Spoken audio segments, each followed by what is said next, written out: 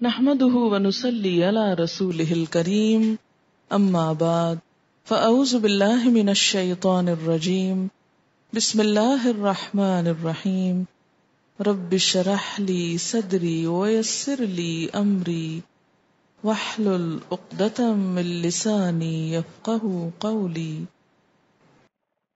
وَرَبُّكَ يَخْلُقُ مَا يَشَاءُ وَيَخْتَارُ، اور تیرا رب پیدا بھی کرتا ہے اور اختیار بھی کرتا ہے، جس کو جس چیز سے چاہتا ہے نوازتا ہے، جس کو جس چیز میں چاہتا ہے فضیلت دیتا ہے، اس کا کچھ دینا بھی آزمائش ہے اور اس کا محروم کر دینا بھی امتحان کے لیے ہے۔ بندے کی اس میں کوئی مجال نہیں، کوئی شکوہ نہیں کر سکتا کہ مجھے کیوں نہیں دیا گیا۔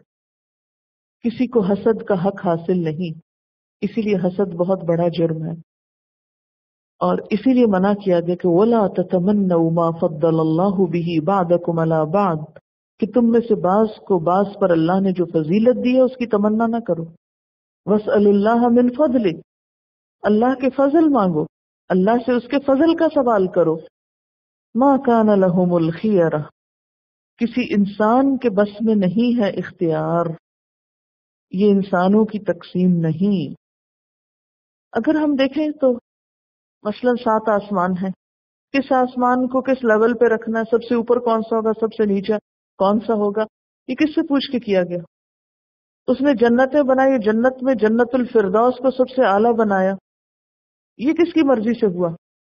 سارے فرشتوں کو پیدا کیا گیا اور ان میں جبریل علیہ السلام کو ان سب فرشتوں کا ایک طرح سے سردار بنا، یہ کس کا فیصلہ تھا؟ یخلق و یختار، وہ پیدا کرتا ہے جس کو چاہے، جو نام دے، جس کو چاہے جہاں تک مقام دے، کوئی اس پر اعتراض نہیں کر سکتا۔ اسی طرح مکہ میں سے محمد صلی اللہ علیہ وسلم کو چن لے، ان کو جیسا چاہے بنائے، آپ اعتراض نہیں کر سکتے۔ زمین کے ایک حصے کو دوسرے پر کوئی فضیلت دے یا کسی خاص چیز کے لیے چن لے، آپ کچھ نہیں کہہ سکتے۔ یخلق ما یشاء و یختار، زمین ساری اس کی، کسی کو اس نے سرسبز بنا دیا، کہیں پہاڑ اٹھا دیے، کہیں سمندر بہا دیا، کہیں ریگستان بنا دیا، جو چاہا بنایا۔ تم کون ہو اعتراض کرنے والے؟ آپ جب کوئی چھوٹی سی چیز بھی بنائیں تو کسی کو حق دیتے ہیں کہ کوئی اس پہ تبصرہ کرے یا تنقید کرے؟ ہم جو چھوٹی چھوٹی چیزوں پہ اپنی مرضیاں جتانے لگتے ہیں جبکہ وہ بھی پوری اپنی نہیں ہوتی، تو وہ جس نے خود سب کچھ بنایا ہے، کیا اس کی کوئی مرضی نہیں کہ وہ جس چیز کو جہاں چاہے رکھے؟ ما کان لہم الخیارہ، اختیار ان کے ہاتھ میں نہیں۔ سبحان اللہ، پاک ہے اللہ، وتعالی عما یشرکون، اور بلند و بالا ہے ان تمام چیزوں سے جو وہ شریک ٹھہراتے ہیں۔ وَرَبُّكَ يَعْلَمُ مَا تُكِنُّ صُدُورُهُمْ وَمَا يُعْلِنُونَ، اور تیرا رب جانتا ہے جو چھپاتے ہیں ان کے سینے اور جو اعلان کرتے ہیں، جو ظاہر کرتے ہیں۔ وَهُوَ اللَّهُ لَا إِلَٰهَ إِلَّا هُوَ، اور وہ اللہ ہی ہے جس کے سوا کوئی الہ نہیں۔ لَهُ الْحَمْدُ فِي الْأُولَى وَالْآخِرَةِ، اسی کے لیے ہے حمد دنیا میں اور آخرت میں۔ وَلَهُ الْحُكْمُ، اور اسی کے لیے ہے فرما روائی۔ وَإِلَيْهِ تُرْجَعُونَ، اور اسی کی طرف تم سب لوٹائے جاؤ گے۔ یعنی اللہ تو جو چاہتا ہے کرتا ہے، اور لوگ جو کچھ سوچتے ہیں اللہ کی اس تخلیق پر، اس کے فیصلوں پر، وہ بھی اس کو سب پتا ہے۔ جو کچھ منہ سے بولتے ہیں لوگ، وہ بھی اس کو پتا چل جاتا ہے۔ جو بولتے نہیں محض دلوں میں رکھتے ہیں، وہ بھی اس کو معلوم ہے۔ آپ دیکھیں نا کہ اگر ہمارے بارے میں کوئی برا سوچ رہا ہے، ہمیں تو نہیں پتا چلتا۔ ہمارے کسی فیصلے پہ کسی کو اعتراض ہے، ہمیں تو نہیں پتا چلتا۔ ہمارے بارے میں کوئی حسد رکھتا ہے، ہمیں تو بعض اوقات نہیں پتا چلتا۔ لیکن وَرَبُّكَ يَعْلَمُ، تیرے رب کو پتا چل جاتا ہے، مَا تُكِنُّ صُدُورُهُمْ، جو ان کے سینوں میں چھپا ہوا، وَمَا يُعْلِنُونَ، اور جو کچھ وہ اعلان کر دیتے ہیں۔ وَهُوَ اللَّهُ لَا إِلَٰهَ إِلَّا هُوَ، اور وہی ہے اللہ جس کے سوا اور کوئی معبود ہے ہی نہیں۔ اسی کی ہے تعریف دنیا میں بھی اور آخرت میں بھی. وَلَهُ الْحُكْمُ، اور اسی کے لیے ہے فرما روائی. کیوں اس کے لیے کیوں ہے فرما روائی؟ اس لیے کہ تخلیق جو اس کی ہے، مالک جو وہ ہے، اختیار جو اس کے پاس ہے، تو فرما روائی بھی اسی کے لیے ہے.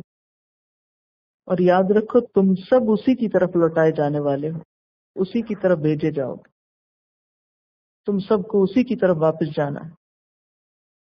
وَلَهُ الْحُكْمُ وَإِلَيْهِ تُرْجَعُونَ، کہ حکومت اسی کی ہے، فرما روائی اسی کی ہے، فیصلے کا اختیار اسی کے پاس ہے. اب اس کے لیے مزید کچھ دلائل بتائے جا رہے ہیں.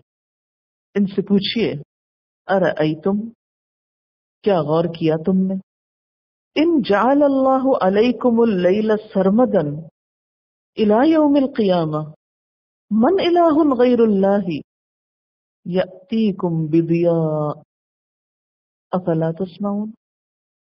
ان سے پوچھئے کیا تم نے کبھی غور کیا، دیکھا تم نے کہ اگر اللہ تعالیٰ تم پر رات کو ہمیشہ کے لیے قائم کر دے، قیامت تک تم پر ہمیشہ کے لیے رات طاری کر دے، الی یوم القیامہ، من الہ غیر اللہ، تو اللہ کے سوا وہ کون سا اور الہ ہے، یأتیکم بدیاء، جو تمہیں روشنی لا دے، افلا تسمعون، کیا تم سنتے نہیں ہو.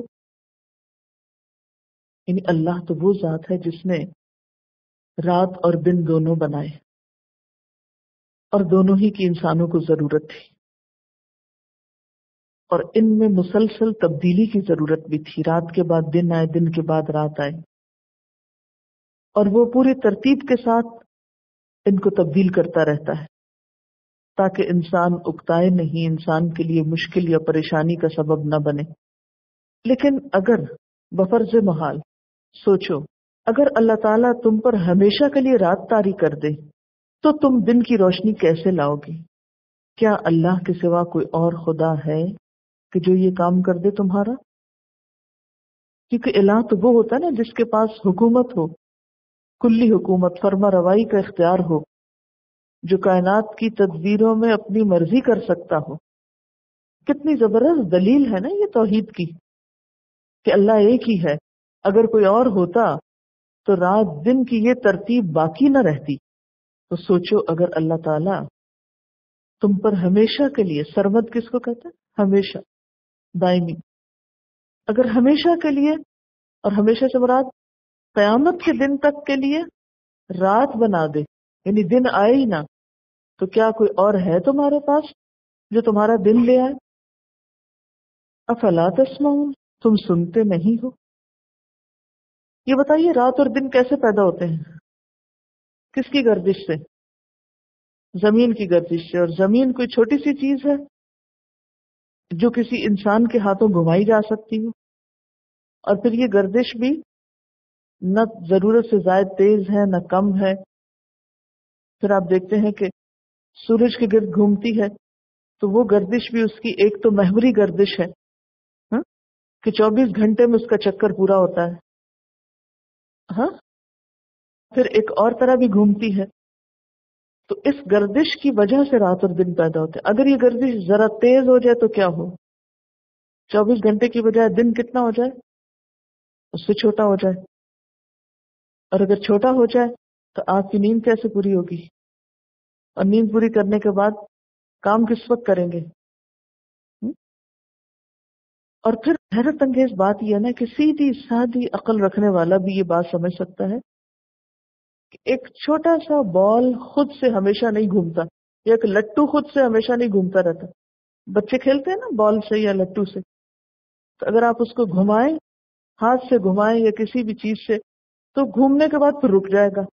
مشین سے چلائیں تو بجلی ختم ہو جائے گی، یا بیٹری یا سیل اس کا جو ہے وہ ختم ہو جائے گا. کبھی سوچا تم نے وہ کون سی بیٹری، اس کا چارجر کون، وہ کہاں سے کون چارج کرتا ہے کہ جو مستقل طور پر اس کو حرکت میں رکھے ہوئے؟ کیونکہ کسی بھی چیز کو موو کرنے کے لیے انرجی چاہیے ہوتی، وہ انرجی کہاں سے آ رہی ہے اور مستقل طور پر مسلسل آئے چلے جا رہی ہے. اللہ تعالیٰ کو پہچاننے کے لیے تو ہر جگہ دلائل موجود ہیں. کبھی تم نے سوچا کہ اگر یہ زمین ایک جگہ ٹھہر جائے، گردش چھوڑ دے، اور زمین کے ایک حصے پر قیامت تک کے لیے رات آ جائے، کون ہے جو تمہاری یہ زمین گھمائے اور پھر دوسرا حصہ سورج کے آگے جائے اور دن نکلے؟ کتنی بڑی نعمت ہے جو روز ہم کو ملتی. اگر پوری دنیا کے انسان مل کر اکٹھے ہو کر دھکا لگائے اور زمین کو چلانے کی کوشش کریں تو چلا سکتے ہیں؟ کوئی بجلی پیدا کریں، کوئی اور تدبیر کریں کہ زمین کو گھومتا رہنے دیں، نہیں گھما سکتے. اور پھر وہ بھی ایک خاص رفتار میں. سارے انسانوں کو پہلے تو اس بات پہ راضی کرنا ہی مشکل ہوگا کہ کس ڈائریکشن پہ گھمائیں اور کتنا تیز گھمائیں. تو اللہ تعالیٰ پھر سوال کرتے، من الہ غیر اللہ، کون ہے الہ اللہ کے سوا جس کو تم مصیبتوں میں پکارتے ہو، جس سے تم مدد مانگتے ہو، جن سے تم مروب ہوتے، امپریس ہوتے. ہمارا حال کیا ہے؟ دنیا کے انسانوں سے مروب ہوتے رہتے. فلاں اتنا بڑا، فلاں کے پاس اتنی دولت، فلاں کے پاس اتنا علم ہے، فلاں کے پاس اتنا حسن ہے، فلاں کے پاس اتنا بڑا عہدہ ہے. کن باتوں سے متاثر ہوتے ہیں؟ اور جس سے واقعی متاثر ہونا چاہیے، جس کے آگے تو پھر جھک ہی جانا چاہیے، اس کے آگے جھکنے کا نام نہیں لیتے، اس کی طرف توجہ نہیں کرتے. پھر فرمایا قل ارأیتم، ایک اور سوال ہے، ان ذرا پوچھئے ان سے، کبھی سوچا تم نے، غور کیا تم نے؟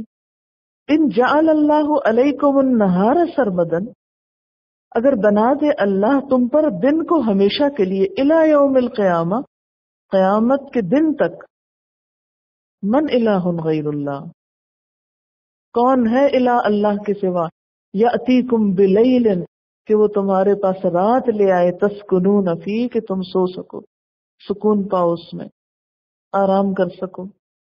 افلا تبصرون، دیکھتے نہیں ہو، نظر نہیں آتا، سمجھ میں نہیں آتا کہ تبصرون میں بصارت کے ساتھ بصیرت بھی ہے نا.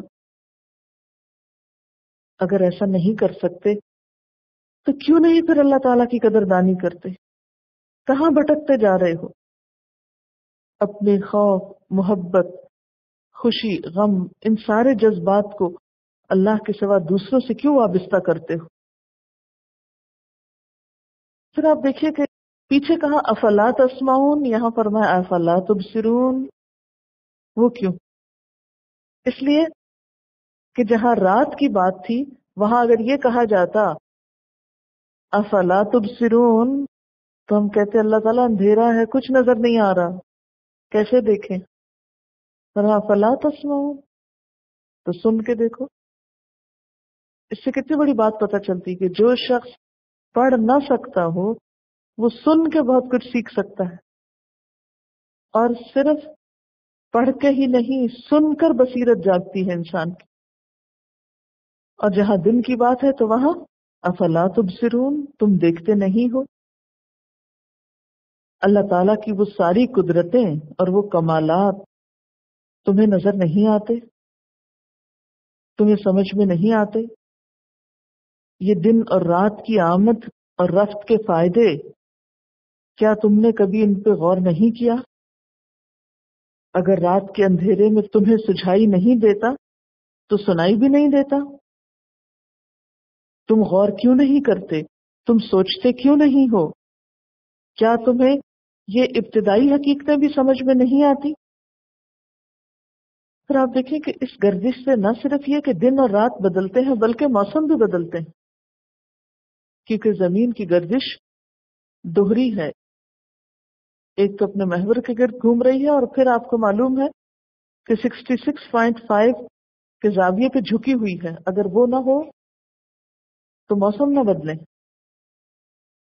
کبھی راتیں بڑی ہوتی ہیں تو دن چھوٹے، اور کبھی دن بڑے اور راتیں چھوٹی. یہ سب کچھ کون کر رہا ہے؟ یعنی اس میں صرف حیرت کا پہلو یہ نہیں کہ رات اور دن آ جاتے ہیں، بلکہ رات اور دن کا لمبا چھوٹا ہونا بھی، اور پھر زمین پر موسموں کا بدلنا بھی. یہ اللہ کے سوا کون کر رہا ہے؟ آپ کے بس میں ہوتا تو سردی جانے نہ دیتے، اور بس میں ہوتا تو جانے کے بعد آنے نہ دیتے۔ ہم؟ لیکن اپنے بس میں کچھ نہیں نا۔ اللہ تعالیٰ نے ایک جگہ فرمایا کہ افلا تبصرون اور افلا تسمعون، کیا تم دیکھتے نہیں ہو، سنتے نہیں ہو؟ اس سے اللہ تعالیٰ چاہتے یہ ہیں کہ انسان حق کو پہچاننے کے لیے اپنی ساری فیکلٹیز کو، سارے سینسز کو استعمال کرے، اور پھر یہ کہ اگر وحی کے ذریعے جو ہدایت انسان کو ملی ہے اس کو نہ بھی سنے پڑھے دیکھے، تو کائنات میں جو کچھ ہے اس کو دیکھ کر سن کر بھی انسان حق تک پہنچ سکتا ہے۔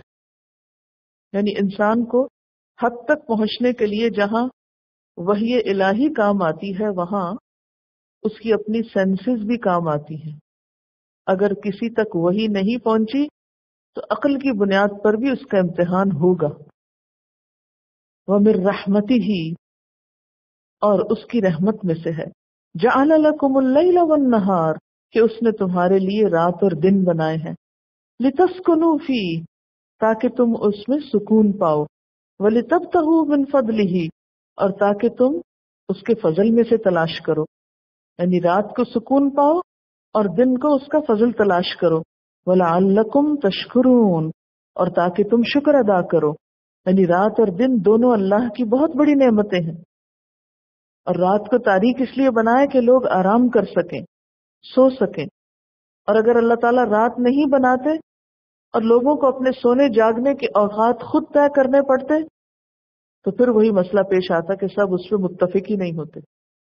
کوئی کہتا مجھے تو یہ وقت سونے کے لیے سوٹ کرتا ہے، کسی دوسرے کو کچھ اور کرتا۔ تو آپ دیکھیں تو ہمارے دن رات کی روٹین اور ٹائم ٹیبل کس قدر متفرق ہو جاتے ہیں، کیونکہ کچھ لوگوں کی اب رات چل رہی ہوتی، ویسے تو ابھی بھی چل رہی ہے کچھ لوگوں کی، اس وقت بھی بہت سے لوگ سو رہے ہیں، انہوں نے اب بھی اپنی مرضی سے دن کو رات بنایا ہوا ہے۔ اللہ تعالیٰ نے یہ علامتیں اور یہ نشانیاں بھی دنیا میں چھوڑی ہیں۔ اس زمین پہ کچھ حصے ایسے ہیں کہ جہاں پر اب بھی 6 مہینے کی رات اور 6 مہینے کا دن ہوتا ہے، اور وہ کس معنی میں ہوتا ہے کہ جب وہ دن ہوتا ہے تو اس وقت وہاں کا جو، یعنی یہ نہیں ہوتا کہ بالکل ہی اس میں سورج غروب نہیں ہوتا ہے، لیکن پھر بھی روشنی رہتی ہے۔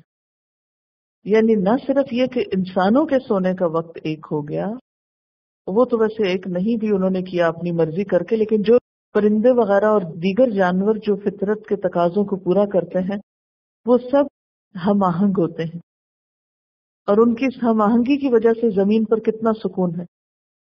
اگر رات کو پرندے چہچہانے لگتے اور شور مچانے لگتے اور شیر دھاڑنے لگتے تو پھر ساری نیند برباد ہو جاتی۔ تو اس کو کیا قرار دیا اس سارے نظام کو؟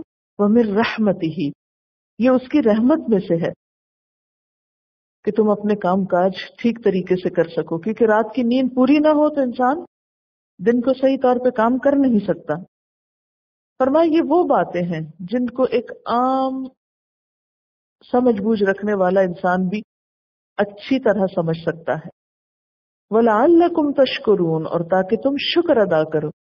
لیکن ہم میں سے کتنے ہیں جنہوں نے کبھی اس نعمت کا سوچا تک ہو؟ ہم تو فار گرانٹیڈ لیتے ہیں کہ ایسا تو ہونا ہی چاہیے تھا، اب دن گزر گیا، اب رات آنی چاہیے، شکر تو نہیں ادا کرتے۔ اسی لیے ہمیں خاص طور پر صبح شام کی دعائیں سکھائی گئی ہیں کہ دن کے چڑھتے اور رات کے ڈھلتے انسان اللہ تعالیٰ کا شکر ادا کرے، اور اس میں اگر آپ دعاؤں پہ غور کریں تو بہت سی دعاؤں میں محض شکر ہے۔ مثلا اللہم ما اصبح بی من نعمت فمنک وحدک لا شریک لک فلک الحمد ولک الشکر، اصبحنا على فطرة الاسلام وعلى كلمة الاخلاص وعلى دین نبینا محمد صلی اللہ علیہ وسلم وعلى ملة ابینا ابراہیم حنیفا مسلما وما كان من المشرکین، اللهم انی اصبحت اشهدک واشهد حملة عرشک وملائکتک وجميع خلقک انک انت اللہ لا الہ الا انت وحدک لا شریک لک وان محمدا عبدک ورسولک۔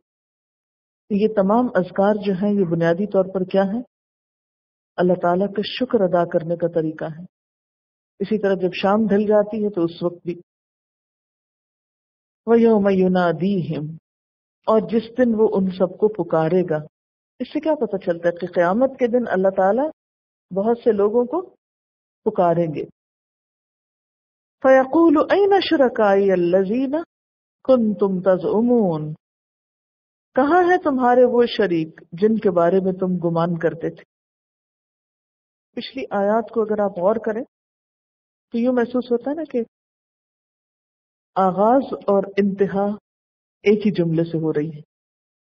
آغاز میں بھی کیا تھا آیت 62 میں، وَيَوْمَ يُنَادِيهِمْ فَيَقُولُ أَيْنَ شُرَكَائِي، پھر شرک کی تردید میں دلائل دے کر، ساری بات سمجھا کر، آخر میں دوبارہ پکار آتی ہے، وَيَوْمَ يُنَادِيهِمْ فَيَقُولُ أَيْنَ شُرَكَائِي، رب تو میں ہوں، دوسروں کو کہاں سے شریک کر لیا تم نے۔ وَنَزَعْنَا مِن كُلِّ أُمَّةٍ شَهِيدًا، اور ہم نکال لائیں گے، کھینچ لائیں گے ہر امت میں سے ایک گواہ۔ اس گواہ سے مراد اس امت کا پیغمبر ہوگا، یعنی ہر امت کے پیغمبر کو اس کی امت سے الگ کھڑا کریں گے۔ تصور میں لائیں، آپ ذرا امیجن کریں، قیامت کا دن ہے، بہت سی امتیں آئیں، ہر امت کا پیغمبر بھی اپنی امت کے بیچ میں موجود ہے، تو اللہ تعالیٰ کیا کریں گے؟ اس پورے مجمع میں سے، اس امت کے پورے افراد میں سے پیغمبر کو نکال کے باہر الگ کھڑا کریں گے، سمجھتے؟ الگ کر لیں گے۔ فَقُلْنَا، پھر ہم کہیں گے، ہاتوا برہانکم، لاؤ اپنی دلیل۔ کس بات کی دلیل؟ شرک کی دلیل، یعنی میرے پیغمبروں نے تو تم کو توحید کی دعوت دی تھی، لیکن اس کے باوجود تم لوگوں کو میرا شریک ٹھہراتے تھے، اوروں کو میرا شریک ٹھہراتے تھے، اور میرے ساتھ ان کی بھی عبادت کرتے تھے، تو اب اس کی دلیل پیش کرو۔ لیکن کہاں سے دلیل پیش کریں گے؟ کوئی عذر پیش نہیں کر سکیں گے۔ فَعَلِمُوا، تو وہ جان لیں گے، کون جان لیں گے؟ مشرک، کیا؟ ان الحق للہ، کہ حق اللہ کے لیے ہے۔ وَضَلَّ عَنْهُمْ مَا كَانُوا يَفْتَرُونَ، اور گم ہو جائیں گے ان سے جو کچھ کہ وہ گھڑا کرتے تھے۔ ان کی ساری تعویلیں، دلیلیں، بہانے، سب کچھ گم ہو جائے گا ان سے، جو انہوں نے گھڑ رکھے تھے، وہ ان کے کسی کام نہیں آئیں گے۔ یعنی قیامت کے دن وہ حیران، پریشان، ساکت کھڑے ہوں گے، کوئی جواب اور کوئی دلیل انہیں نہیں سوجے گی۔ جن پہ وہ بھروسہ رکھے ہوئے تھے وہ بھی کہیں گم ہو جائیں گے، وہ بھی نظر نہیں آئیں گے۔ یہ بالکل ایسے ہی نہیں کہ بعض اوقات انسان کوئی چیز بہت بچا بچا کے رکھتا ہے کہ مشکل وقت میں کام آئے گی، اور جب مشکل آ پڑتی ہے تو وہ چیز ڈھونڈے سے نہیں ملتی۔ کبھی ہوا آپ کے ساتھ ایسے؟ یا کسی انسان پہ آپ کو بڑا بھروسہ ہوتا ہے، اس کے ساتھ آپ نے بڑے اچھے ٹرمز رکھے ہوتے ہیں کہ یہ مشکل وقت میں مجھے کام آئے گا، اور جب مشکل آتی ہے وہ اس سے پہلے ہی کہیں غائب ہو چکا ہوتا ہے۔ تو قیامت کے دن جب اللہ تعالیٰ ان سے فرمائیں گے کہ ہاتوا برہانکم، لاؤ کوئی دلیل، اپنی صفائی پیش کرو، کوئی عذر، کوئی بہانہ، کوئی کچھ سوجھے گا ہی نہیں۔ وہ سب اتنی حقیر اور اتنی چھوٹی اور بیکار باتیں لگیں گی، وہ وہاں فٹ ہی نہیں آئیں گی کہ جن کو بطور دلیل پیش کیا جائے، کیونکہ جو باتیں آج یہ کرتے ہیں یہ دلائل نہیں ہیں، یہ محض نفس کی تعویلات ہیں جن کی کچھ بھی حقیقت نہیں۔ تو ہم میں سے ہر شخص کو کوئی بھی غلط کام کرنے سے پہلے یہ سوچنا چاہیے کہ جن چیزوں کو ہم بطور دلیل سمجھتے ہیں کہ اللہ کے ہاں پیش کر دیں گے اپنی گمراہی کے جواب میں، وہ کیا واقعی وہاں قبول بھی ہوگی؟ اب آپ دیکھیے کہ پیغمبروں کے علاوہ کچھ اور لوگوں کو بھی بحیثیت گواہ کے نکالا جائے گا، اور وہ کون ہوں گے؟ پیغمبر کی سچی پیروی کرنے والے داعی، اللہ کی طرف بلانے والے لوگ قیامت میں وہ بھی خدا کے گواہ بن کر کھڑے کیے جائیں گے، اور جن قوموں اور جن لوگوں تک انہوں نے اللہ کا پیغام پہنچایا ان کے بارے میں وہ بھی اپنی رپورٹ پیش کریں گے کہ ان کا پیغام سن کر لوگوں نے کیا رد عمل ظاہر کیا، کیسا سلوک کیا۔ بعض اوقات ایسا ہوتا ہے کہ ہم کسی کو حق بات پہنچاتے ہوئے بہت شرم کھاتے ہیں. ہم کہتے ہیں پتہ نہیں یہ مانے کہ نہ مانے. کیوں کرتے ہیں ایسا؟ ہم کیوں ڈرتے ہیں؟ کس بات کا ڈر ہوتا ہے؟ اپنے جھٹلائے جانے کا، اپنی بےزتی کا، یا کچھ اور بھی؟ کس چیز کا ڈر ہے؟ اپنی بےزتی کا ڈر. تو پھر بات تو یہی ہے نا کہ اپنے آپ کو قربان نہیں کرنا چاہتے، اپنی بےزتی کے ڈر سے کہ مجھے جھٹلا دیا جائے گا، میری مانی نہیں جائے گی. ہاں اگر مجھے یہ کوئی گارنٹی دے دے جو کوئی نہیں دے سکتا کہ دوسرا مان جائے گا، تو پھر میں جلدی سے جا کے بتاتا ہوں. تو پھر اللہ کی بات تو نہیں نا، پھر تو اپنے نفس ہی کی بات ہے کہ جہاں آپ کو عزت ملے، جہاں آپ کے سننے اور چاہنے والے بہت ہو، وہاں تو آپ پہنچائیں، اور جہاں آپ کو جھٹلائے جانے کا ڈر ہو وہاں آپ بات ہی نہ بتائیں. کیا ہوگا؟ آپ نے بات پہنچائی، اگلے نے کہا نہیں میں نہیں مانتا، کچھ بھی نہیں ہوگا، لیکن ایٹ لیسٹ پیغام تو پہنچے گا. اور یہ بھی یاد رکھیں کہ جھٹلانے والے، انکار کرنے والے ایک دفعہ کر جاتے ہیں غصے میں آ کے، ناراض ہو کے، کیونکہ نئی بات ہوتی ہے نا، اور ہر نئی بات پہلے ریجیکٹ کی جاتی ہے، پہلے جھٹلائی ہی جاتی ہے. عموماً ہر نئی بات پہلے اس کا انکار ہی کیا جاتا ہے. لیکن انکار کرنے والے بھی پھر انکار کر کے ان کا ضمیر جاگنے لگتا ہے، ہیں کیا کہا تھا اس نے مجھے، کیوں کہا تھا؟ کیونکہ جس بات پہ جتنی غیرت آتی ہے، جتنا غصہ آتا ہے، انسان بعد میں اس کو اتنا ہی سوچتا رہتا ہے. مثلاً آپ اپنے آپ کو رکھیے اس جگہ، اگر کوئی آپ کو کوئی ایسی انہونی بات کہتا ہے جسے آپ ایکسپیکٹ نہیں کر رہے ہوتے، تو اس کے بعد آپ کا طرز عمل کیا ہوتا ہے؟ بھول جاتے ہیں اسی وقت. بہت سوچتے ہیں بعد میں اس نے کیا کہا، کیوں کہا، کس لیے کہا. اس کی تو نیند حرام ہو جاتی. یعنی اگر آپ کی بے عزتی ہوئی تو وہاں بھی کچھ چین نہیں. اچھا، جب ہماری بے عزتی ہوتی ہے تو ہمیں بھی چین نہیں آتا، پھر بے چینی میں اور طریقے سوچتے ہیں، اور جب بے عزتی نہیں ہوتی تو آرام سے سوتے ہیں. تو بچا بچا کے نہ رکھ اسے کہ تیرا آئینہ ہے وہ آئینہ، شکستہ ہو تو عزیز تر ہے نگاہ آئینہ ساز ہے. اس کی راہ میں جتنا ٹوٹیں گے اتنے منجھتے جائیں گے، اتنے چمکتے جائیں گے، لیکن اتنا حوصلہ کس میں ہو. اور ایک اور بات ہے کہ ضروری نہیں بے عزتی ہی ہوتی ہے، کچھ نہیں ہوتا. یہ بھی ہمارا اپنا ہی ایک خود ساختہ خوف ہوتا ہے. اپنی ذات کو ہم بہت چاہتے ہیں نا، اور سب سے بڑھ کے تو اسی کو پوچھتے ہیں کہ اس کو ٹھیس نہ پہنچے. تھوڑی دیر پہنچا کے تو دیکھیں، کچھ نہیں ہوتا. وہی شخص جس سے آپ نے کبھی ایسی چیز ایکسپیکٹ نہیں کی ہوتی، اگر انسان ہونے کے ناطے اس سے کوئی ایسی چیز ہو جاتی ہے تو آپ اس ایک بات کو لے کر جو اس کی باقی خیر کو بھولتے ہیں، تو یہ ناشکری بھی ہوتی ہے، اور اس ناشکری سے اپنا ہی پھر نقصان کرتے ہیں. یہ بالکل ایسے ہی ہے جیسے اگر آپ کو کوئی انجیکشن لگنا ہو صحت کے لیے، تو جب تک وہ لگ نہیں جاتا، اگر سامنے نظر آتا رہے تو کیا ہوتا ہے؟ پتہ نہیں ابھی کیا گزرے گی مجھ پہ، اور تو گزرتی ہے نا. شاید ہی آپ میں سے کوئی ایسا شخص ہو جس نے کبھی انجیکشن نہ لگوایا ہو. کسی نہ کسی طرح، کہیں نہ کہیں، کبھی نہ کبھی کچھ نہ کچھ ایسا تجربہ ہوتا ہے. تو پھر کیا ہوتا ہے اور گزر جاتا ہے.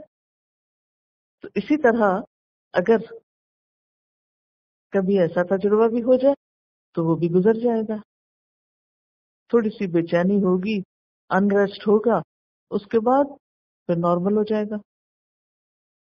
تو اللہ تعالیٰ نے فطرت کا کچھ طریقہ ایسا بنایا ہے کہ جب تک انریسٹ زندگی میں آتا نہیں، انسان سیکھتا نہیں.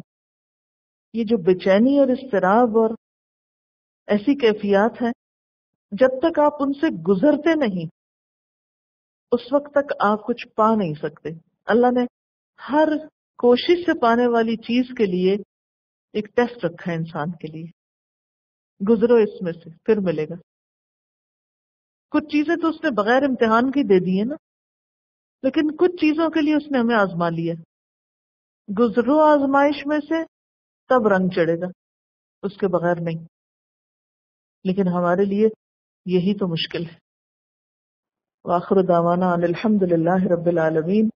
سبحانک اللہم وبحمدک نشہد ان لا الہ الا انت نستغفرک ونتوب الیک.